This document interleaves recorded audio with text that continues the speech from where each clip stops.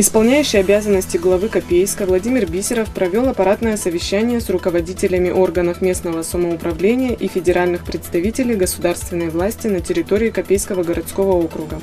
Владимир Бисеров акцентировал внимание на реализации программы «Реальные дела», которая направлена на развитие социально значимых объектов здравоохранения, образования, культуры, спорта, реконструкцию городских объектов, благоустройство дворовых территорий и строительство дорог. В рамках этой программы областной бюджет выделил Копейску 40 миллионов рублей на развитие городского округа.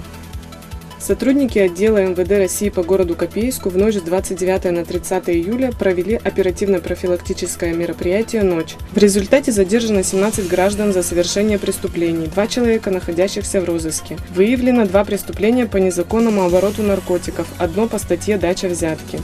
Из 184 выявленных административных правонарушений 50 в области дорожного движения. 70 граждан привлечено к административной ответственности за нахождение в общественном месте в состоянии алкогольного опьянения или распития спиртного.